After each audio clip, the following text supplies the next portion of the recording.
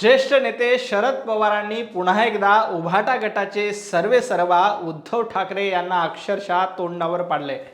हो, मी पुन्हा एकदा म्हणतोय कारण तुम्हाला आठवत असेल बरोबर 10 वर्षांपूर्वी जेव्हा विधानसभा निवडणुकीचे निकाल लागले होते त्यावेळी राष्ट्रवादी काँग्रेसनं भारतीय जनता पार्टीला बिनशर्त पाठिंबा दिला आणि उद्धव ठाकरेंची बार्गेनिंग पॉवर कमी केल्याची जाहीर कबुलीच शरद पवार यांनी दिली होती।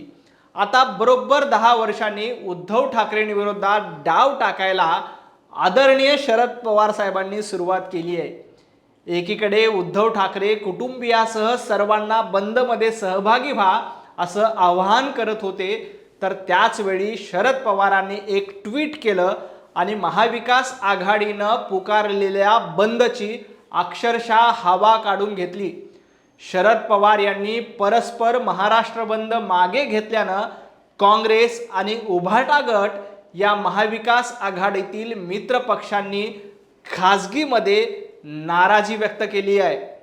आम्ही बंद मागे घेत आहोत अशी घोषणा करण्यापूर्वी शरद पवार यांनी काँग्रेस किंवा उभाटा गट यापैकी कुठल्या तरी नेत्यांशी चर्चा करायला हवी होती।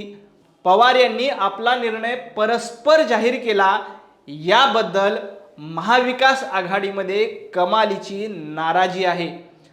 त्यांनी याबद्दल चर्चा करायला पाहिजे होती अशा शब्दात महाविकास आघाडीच्या नेत्यांनी खरं तर संताप देखील व्यक्त केल्याची माहिती आहे। पवार यांनी ही घोषणा केल्याची माहिती काँग्रेसचे महाराष्ट्र प्रभारी रमेश चन्नीनाथ यांना कळली तेव्हा ते नागपुरात होते। त्यांच्यासोबत विरोधी पक्षनेते विजय वडेट्टीवार देखील होते। नागपूर विमानतळावर माध्यमांनी त्यांना याबद्दल जेव्हा प्रतिक्रिया विचारली तेव्हा काय बोलावं असा प्रश्न या दोन्ही नेत्यांसमोर पडला। यावर आमचे प्रदेशाध्यक्ष नाना पटोले पक्षाची अधिकृत भूमिका जाहीर करतील असं सांगून वडेट्टीवार यांनी अक्षरशः वेळ मारून नेली। विशेष म्हणजे न्यायालयाचा निर्णय आल्यानंतर महाविकास आघाडीच्या नेत्यांनी परस्पर चर्चा सुद्धा केली नाही। पवारांच्या या घोषणेमुळे नाराज झालेल्या उद्धव ठाकरे यांनी संध्याकाळी मातोश्रीवर तातडीची पत्रकार परिषद बोलावून आपल्या पक्षाची भूमिका जाहीर केली, पण त्यांच्या बोलण्यातून सुद्धा महाविकास आघाडीतील विसंवाद दिसून आलाय। येणाऱ्या विधानसभा निवडणुकीनंतर शरद पवार यांना आपली कन्या सुप्रिया सुळे यांना मुख्यमंत्री करण्याची इच्छा आहे। पवारांची ही इच्छा आतापर्यंत लपून राहिलेली नाही। त्यामुळे शरद पवारांनी आतापासूनच उभाटा गट आणि काँग्रेसला ताब्यात ठेवायला सुरुवात केली आहे। महाराष्ट्र बंदच्या निमित्ताने जे घडलं ते या सगळ्या नाटकाचा पहिला अंक होता। यापुढे आपल्या सगळ्यांना असे बरेच अंक बघायला मिळतील।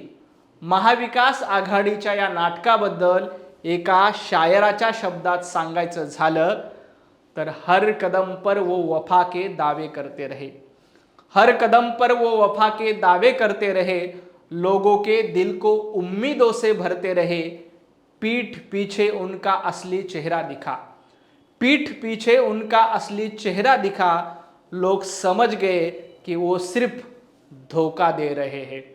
खूप खूप धन्यवाद।